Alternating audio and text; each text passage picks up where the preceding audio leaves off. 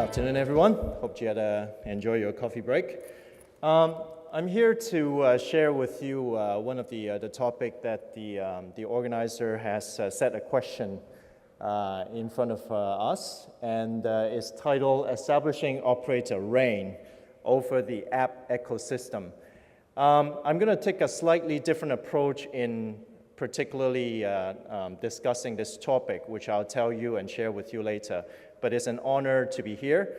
So my name is Colin, and I currently wear two hats for the QTEL group, as well as for MEF, which is Mobile Entertainment Forum. I'm the Senior Director for Group Innovations for the QTEL group of operators. We'll tell you a little bit about the QTEL group in one slide, as well as sharing with you about the MEF and some of the key activities that we have in the region here.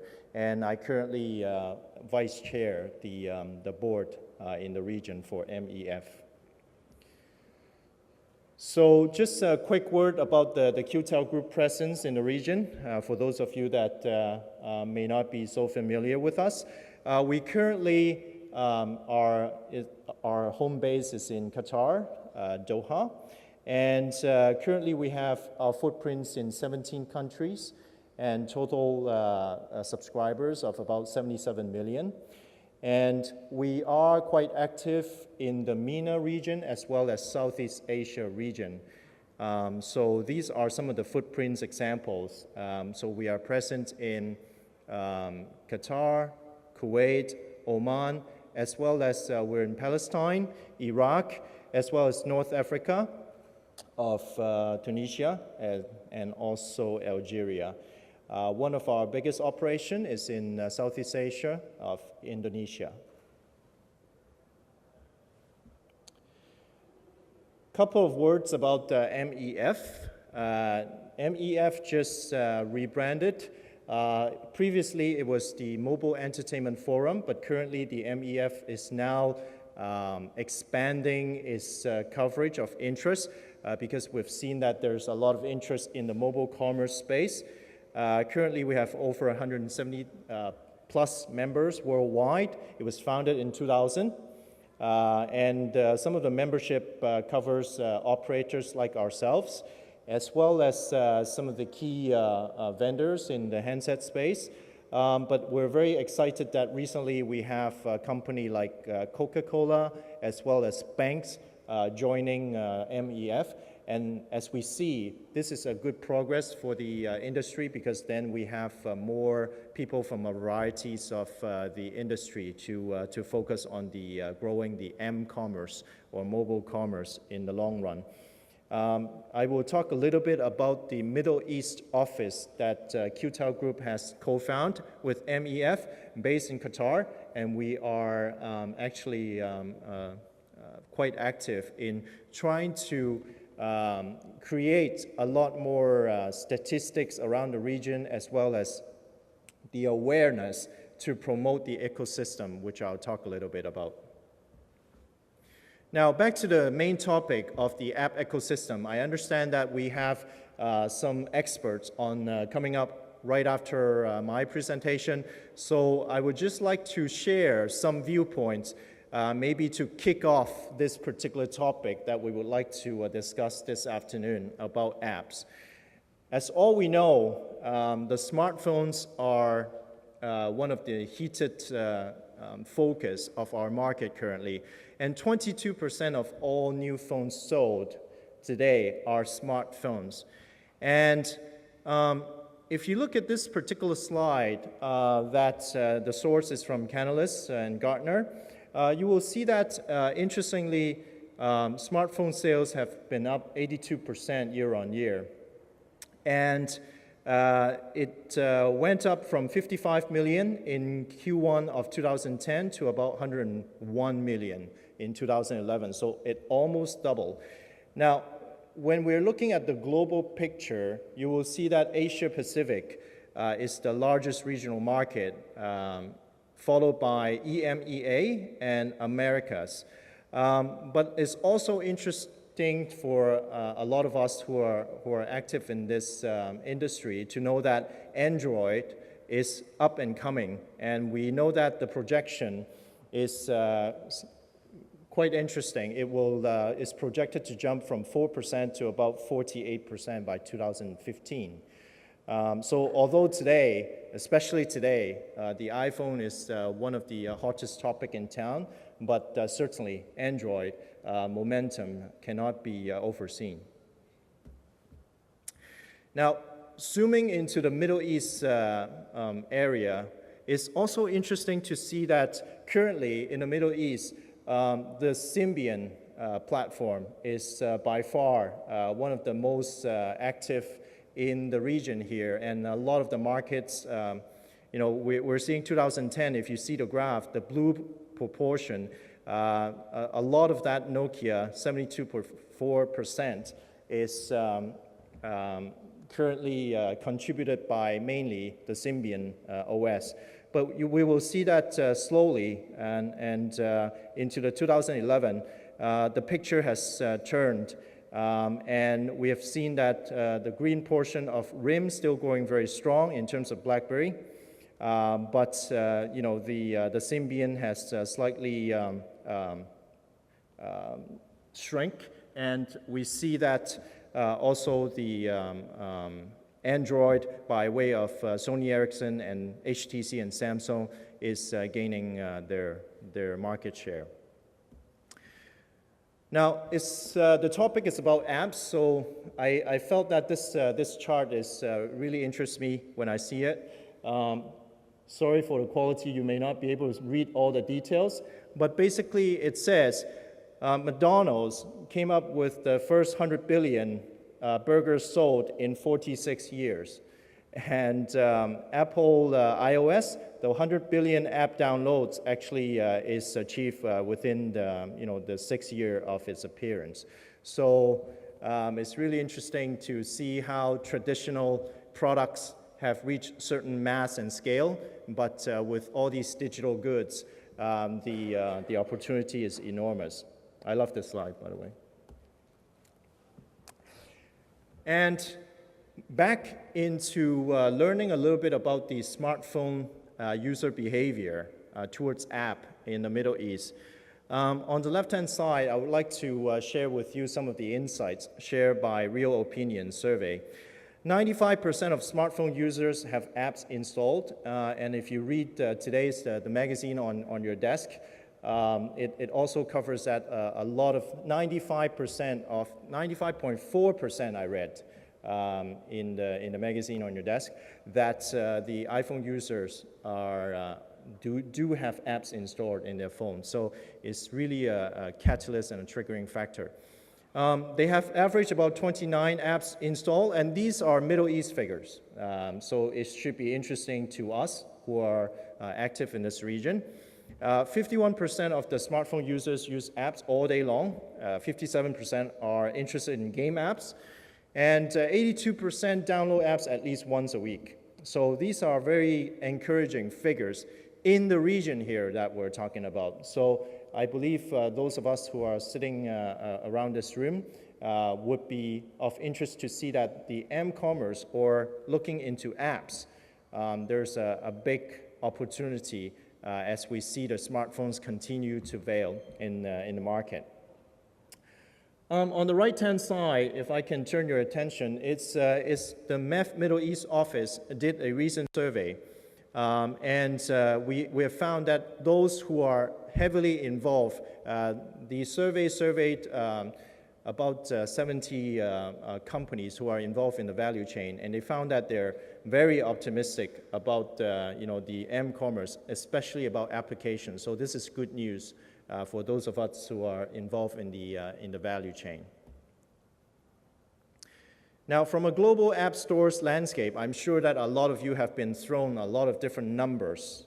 So instead of just talking a lot about these numbers, I just want to focus you on one thing, because the debate was, what about operators? Should we get involved in the app stores space? Should we offer our branded app stores?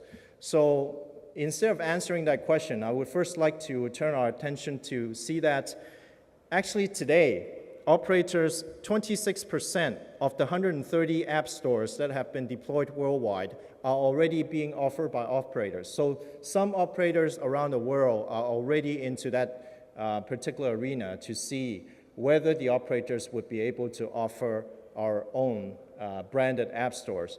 And as we all know, the best known are the Android, the Apples, and the handset manufacturers' app stores. But in terms of numbers, they only represent a very small numbers out of the 130. But this is the landscape of today. What about the operator app store versus the device app store? I would like to offer that we should stay tuned for the next debate, which is right after my presentation by some of the veterans in the space. However, I do want to share a few views with you about what operators can offer in this value chain, all right? And when we look at the App Store billing options that are currently existing in the world, you will see that the one-off payment for app downloads is the most popular billing method. And 39% of app stores offer their own billing platforms. So it's quite a fragmented and segregated market right now. And only 17% are enabled for the operator billing. And when we look at the free versus pay apps, and this is a picture from Asia shared by Distimol, and you will see that actually large percentage are currently free apps, but as you all know, a lot of the developers, and I know that there are some in the room here, are looking into whether they do in-apps purchasing, but they're always looking for ways to monetize this, whether through advertising or whether through the apps being sold merchandise. But this is the situation in Asia. Only a small percentage out of the total number of apps available for download is currently paid, so largely free. However, in order to monetize it, I think one of the key channels is still the question about how. What makes the best channel for customers to purchase or make in-app? I believe that we, together as the industry, can improve in terms of a payment facility to help our customers get access to the apps that they love. The importance of local content, which is the first area that I propose as an agenda. The consumers around the world have very different preferences, as we all know. Globally, an average of 27% of the most popular applications are popular exclusively in one country only. That means, in that particular country, they love, localized app, but there's only 27% currently that is available to them. The Nokia OV Store has by far the highest proportion of apps published in just one country, about 30%, 29.4%. In Asia, now if we look at Asia, where a lot of the Asian developed countries, the smartphones penetration are higher, and we can learn from the existing customer behavior, we see that 34% of the most popular apps are only popular within that region. And in China, 65% of the 300 most popular free iPhone apps are regionally popular only, and outside of the region, they're not as popular. And in South Korea, 87% of the free and 78% of the pay apps are regionally aimed, all right? Now, this could be because of the language as a preference, but it also tells you that in some of our region, and most likely in the Middle East here, that could also be a problem that we can help the customers overcome by offering more local language and localized flavor apps that they can make use of. Continue to support this viewpoint.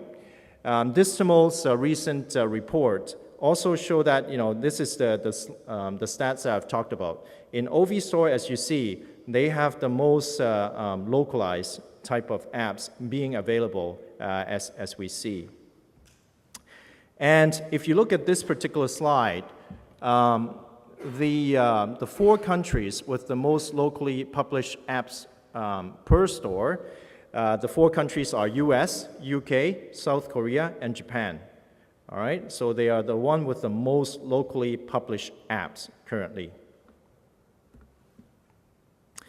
So I would like to offer the first viewpoint. The customer pain point of lack of good local apps may be an issue that the Middle East market together, all the industry players and the value chain players, should work together in improving.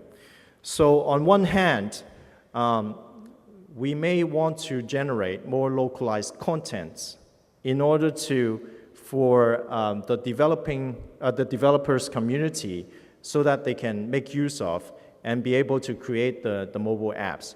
And this is by all means an ecosystem that not just the operators, but I believe some of the key veterans here in the room can take part of. And as QTEL Group and MEF, this is an example of something that we have created in 2010. This is the Arabic mobile apps contest that we have tried to create in order to address the last slide that I've shown you here, in creating more localized content and hopefully to promote and facilitate more of the developers community to create localized and relevant apps for our customers. So we run the first regional Arab mobile apps contest last year. And it's interesting for us to share our initial learning with you. Now, this contest wrapped up early this year in 2011. It started in 2010. And there has been about 145 apps that we have received from more than 19 countries. The top 7 countries that entered the contest is Egypt, Tunisia, Morocco, and Saudi. And Qatar has about 9 apps that were received, Palestine and Jordan. Now, the platform also showed you that the iPhone has received the largest contest application, and Android, followed by Android, about 31%, yeah? The iPhone is about 48% of all the apps. And in terms of category, it's also interesting. There's about 25% is from healthcare category, and then from media and education, followed on the 3rd position. And the winner of this particular regional app contest, one was for the edutainment, focusing on kids learning Arabic, and the other winning apps was an Arabic apps about the stock market. It was created by a Tunisia team, and the other one was from Egypt, if I recall correctly. Yeah. So this is an example of how QTEL Group and MEF has felt that we should help to facilitate in the region. And I'm sure around the room, you may have other ideas how we can work together to promote and facilitate the generation of more localized content and better mobile apps for the customers in the region. However, I would like to also switch to the second customer pain point, payment facility, all right? Now, those of you who are from the US, Europe, or even part of Asia, you know that credit card has been the main facility for a lot of these app stores to charge. However, I would like to point and zoom in some of the issues currently if you thought that credit card could be a payment vehicle for this particular region. If you look at the slides on the left, that 62% of adults, nearly 2.2 billion, living in Asia, Africa, Latin America, and Middle East are unserved. And this is talking about banking facility. So they're either unbanked or underbanked. And this is from a Financial Access Report 2011, recent. And if you look at also the gap in mobile and bank penetration, in the Middle East, there's 52% or even more, this is back in 2007, 52% have mobile, but only 30% has the bank penetration. And the gap has even widened today. If you look at the right-hand side, this is a recent report, payment preferences by region. If you look at how in the Middle East, people, the first preference that they would like to use, even if they have credit card, they would prefer to use cash. And the second preference is credit card, and then followed by debit card. The adoption and usage of credit card is low, and some of the figures have shown us that the low credit card penetration could be attributed by some behavioral or religious reason. But if you look at the most recent, and I would like to share, this is public info from Visa in their annual reports. If you look at the last right farmost contribution to their payments volume, all right, US dollars in billions, you will see that even counting Central and Eastern Europe and Middle East and Africa is lumped into that, is still very small in compared to the US and Asia Pac, all right? So that tells you that credit card usage is relatively low in the region. But if we turn the question around and ask our customers, what do you want and how do you want to pay? This is very interesting. 2011 report by First Data. If you look at the Middle East, the yellow portion, all right? In terms of smartphone usage, all right, it stands out to be 66%. So people want their attitude, they want to pay using their smartphone. And they felt that the mobile purchases are cool. You see the 61% also stand out amongst the crowd. And mobile purchase is thought to be easier than debit and credit card. So there's a huge opportunity in the region for us to create better payment facility for the customers. So what I propose for my presentation here, I was given the question of establishing operator reign over the app ecosystem. My personal belief is operators is part of it, but not the entire part of it. But for this particular region, I believe together as an industry players, we should ask, how can operators add value to the app ecosystem rather? And I propose that these are some of the ways that operators in the region can offer better value. Number one, we can facilitate localized apps development. One example that I've shared with you of what the QTEL Group and the MEF has done in the region to promote and facilitate the growth of the developers community, as well as to generate more localized content, relevant, quality, localized content. Secondly, the bundling, promoting, and co-marketing of apps. This is something that definitely the mobile operators in the region have the ability to influence and our customers. Thirdly, operator billing and mobile wallet. This is definitely shown and backed up by some of the statistics that we've just gone through this afternoon. Low credit card penetration in the region. Most people trusted their mobile phone and the operators, and they would like, their attitude is telling us that they would like to be able to make purchases over the mobile phone.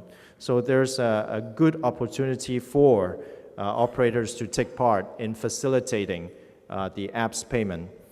Fourth is multiple apps over multiple devices.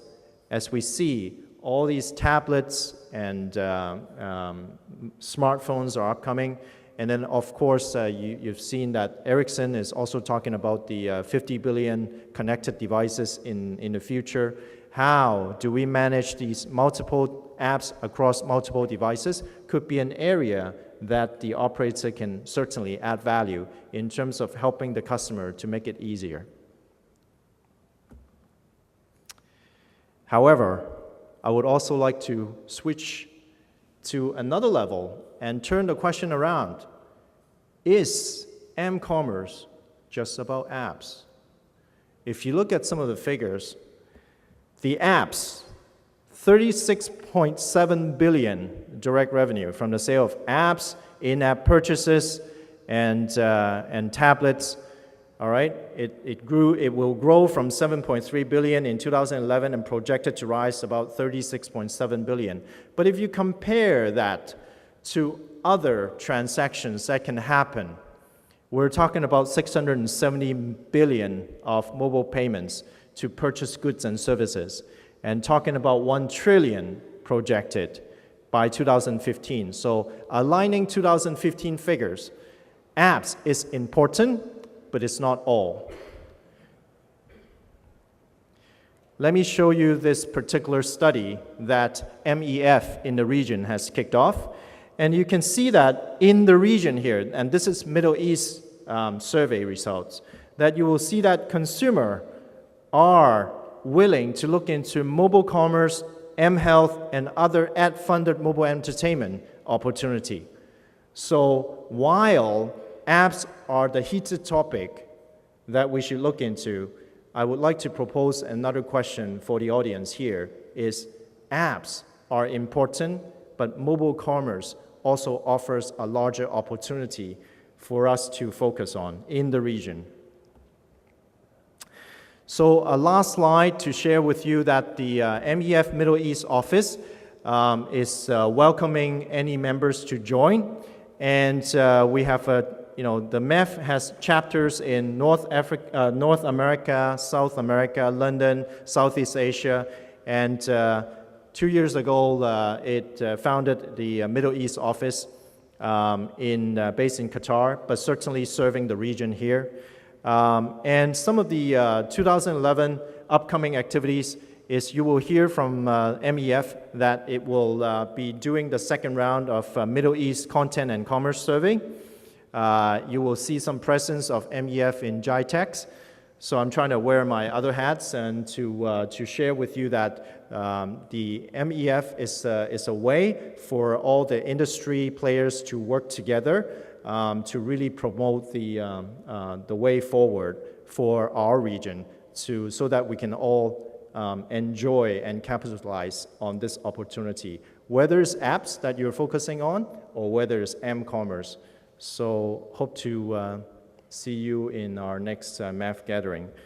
And with that, I would like to thank you. I've written my email there if you have any suggestions, inputs, and that you're more than welcome to contact myself.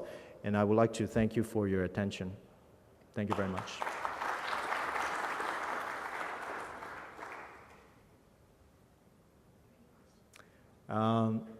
So any questions you would like to ask?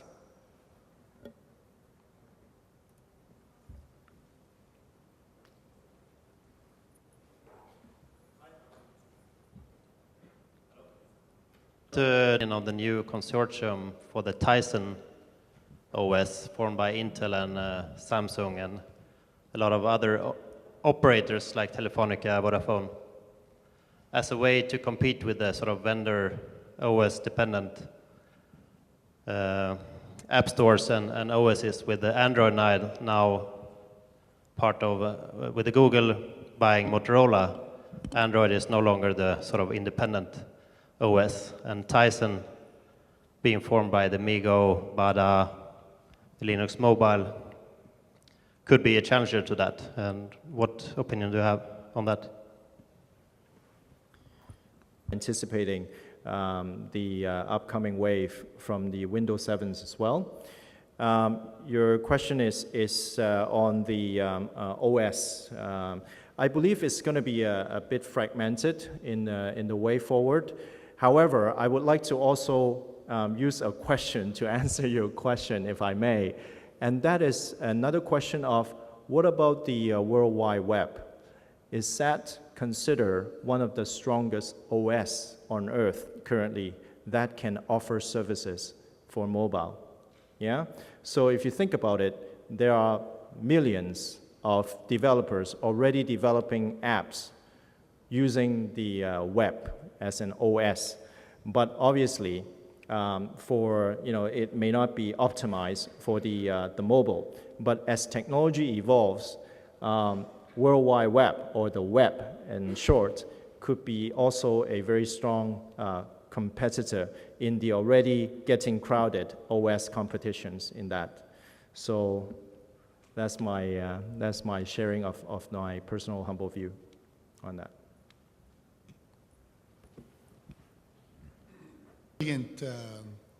Brilliant presentation. I think you see the future, and a lot of what you said. What we do is we are a local app developer. We probably are the leaders in this market, and the roadmap that you just presented is basically exactly how we see it and how we see the operators as partners that help usher in the next localized content, let's say the next Arabized content. Now, is there any specific execution plan of partnerships with companies like ours for QTEL? Yeah, I would be, and we are also in a debate of, which we're going to see in the next panel, and I look forward to that panel, of the operator branded store. But in any case, we believe that we can facilitate payment in a large way. So we are actively talking to the different value chain players, including the current handset OSs, device stores.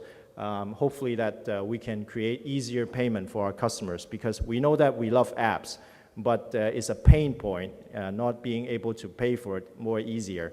And obviously, that also creates some revenue for the operators in the chain. In terms of working together with different apps developers in the region, it's been in the history ever since WAP phone came up back 10, 12 years ago. Today, operators in different markets, our own operating companies, are still open to talk to specific special apps. And if we do see that there's a co-marketing opportunity, we could. Secondly, we're looking into, just like some of our industry colleagues have shared, like Do this morning, we're certainly looking also into the open platform thinking in the future. But that is a work in progress. But if you have some specific ideas that you would like to work with the QTEL group, our doors are open.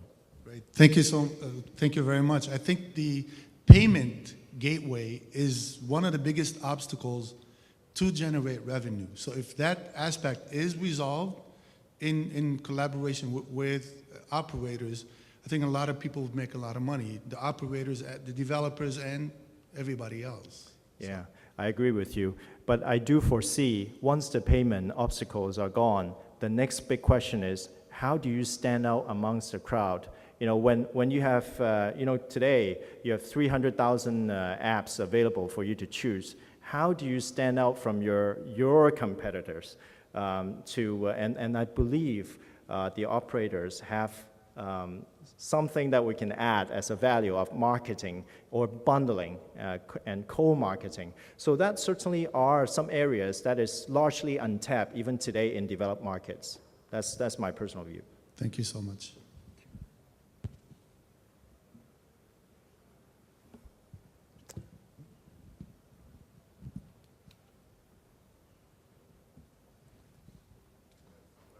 Yeah, thank you again for a good presentation there. See, actually, if there's no other questions, I'll hand it back to our chairman of the day. So thank you very much.